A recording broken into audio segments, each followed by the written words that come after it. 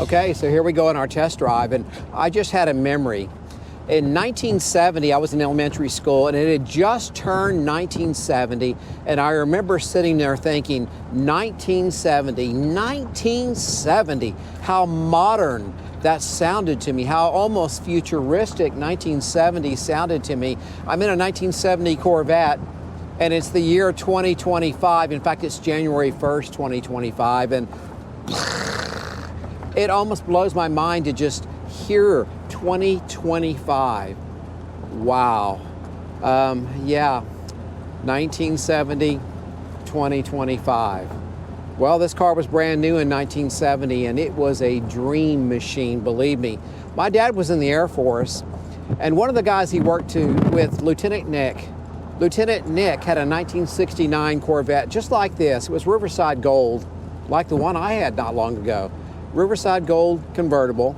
And Lieutenant Nick would come to our house in that Riverside convertible, and he'd park out in the driveway, go in, visit with my parents, and they would have some snacks and play cards and chat. I would be outside walking around that 1969 Riverside Gold convertible, studying every square inch of it. It looked like a rocket ship. And I grew up in a little town called Abilene, Texas. It had an air base there, Dyess Air Force Base. And trust me, there weren't many Corvettes running around in Abilene, Texas. But Lieutenant Nick, he had a Corvette, and as far as I was concerned, when it was in my driveway, it was my car. I dreamed about what that might be like to get behind the wheel, that Riverside Gold 69 Corvette. You know, as time went on, I got into Corvettes, and in fact, my very first Corvette was a 1965 Corvette Coupe that an old Navy sea captain had purchased new, and he had retired and lived in a neighborhood really adjacent to my neighborhood, covered it with a cover, and wouldn't let you talk to him about it. Very rude, ran you off. You couldn't ask him any questions, but I knew it was a Corvette. I could tell by the silhouette, and I even knew it had factory knockoffs because the car cover over the car had split right there at one of the knockoffs, and I could see that. It was just driving me crazy. Eventually, after 5 years of begging and bugging that guy, I got that Corvette. And it was my first full-blown restoration of a Corvette. I joined the NCRS, and in fact, I became an NCRS judge for the mid-years. Learned a lot about Corvettes. And now, these many years later, I'm not involved with the NCRS anymore. Really wasn't my way of enjoying cars, but I did learn a lot. But the bottom line is, what I learned over time was the Corvette that you could live with, the Corvette that you could enjoy, the Corvette that was ready for on-demand fun wasn't the big block tri-power monsters. I mean, they were sexy to look at and impressive, but they were very temperamental, very hard to live with, very expensive. No, it was the small blocks. The small blocks like this 350, 300 horse in this 70 Corvette. That's a Hall of Fame engine. I mean, that 350, who could argue that the 350 is not one of, if not the greatest platform of all time? Now, it's been usurped with technology, new stuff, the LS platform, but yeah, the 350. And that's what's in this car. And 1970, agreed by most folks, is the absolute best year in the C3 for all the reasons that really matter.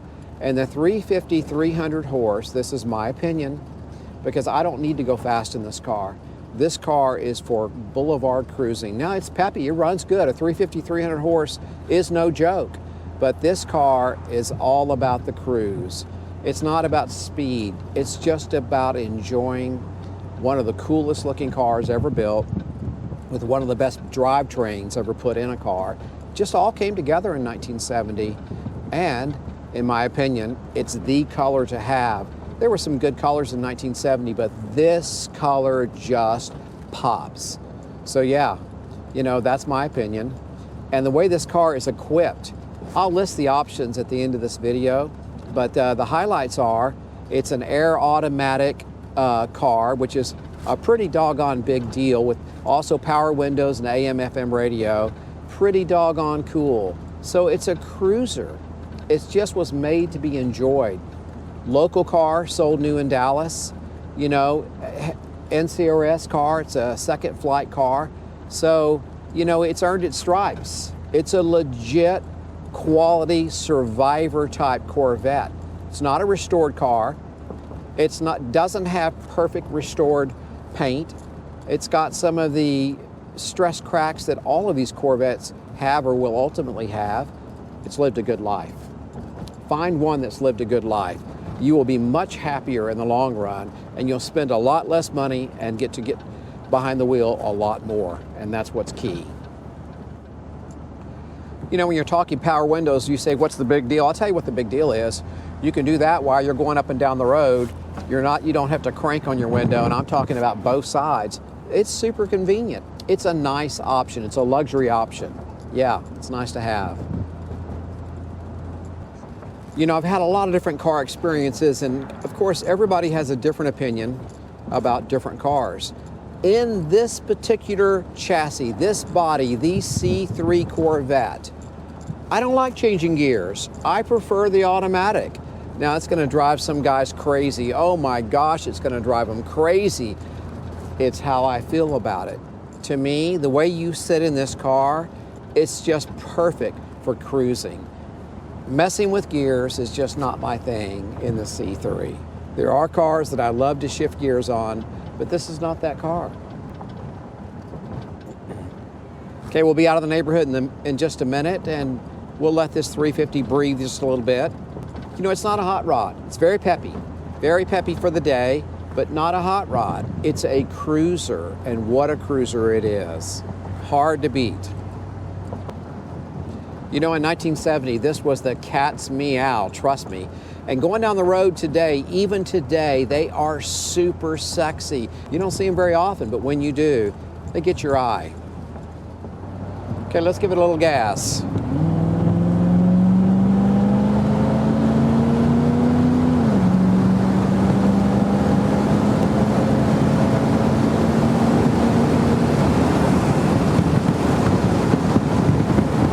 Okay, how fast were we going? Faster than you think. This car has really good power, and it will pull and just keep on pulling. That's all the power you need. If you need more power than that, you're after the wrong car. This is not the right car for that. This is a very excellent balance between a super cruiser and a get-it-on car. It will go if asked to, but it's not overpowered. Just in the sweet spot.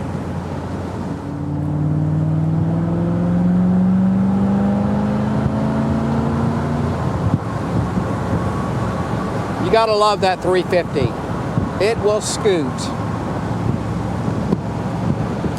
You feel like you're in control of what lane you want to be in because you've got the power. That's a 1970 Corvette for you right there. Well, that was fun. So what do I think about this car? Well, I'm gonna put it in the framework of Corvettes. In the world of Corvettes, why do I like this car? A lot of reasons. 70 is the peak year. No one's gonna argue with that whatsoever. In my opinion, this color is one of the absolute best colors. Options and eye appeal are everything. So, you know, pick what pleases you. You know, buy the car with the options that please you. But the main thing is buy a car that has integrity, both from a no-hit body, from a frame that has no rust, and as much originality as possible on these Corvettes, because that's where retention of value is best. So my recommendation, and it's a strong recommendation, is if you're into an old Corvette, you're searching for an old Corvette, consider the C3. Consider the automatic in a C3. I like that the best in this particular platform for reasons that matter to me. In any event, I hope you enjoyed the video, and come back and check out more videos. My son and I make videos of these very interesting cars that we find, and we buy and sell cars. If you have a classic that you think we'd be interested in, check us out. If you want to buy a classic, we may have what you're looking for. Check us out.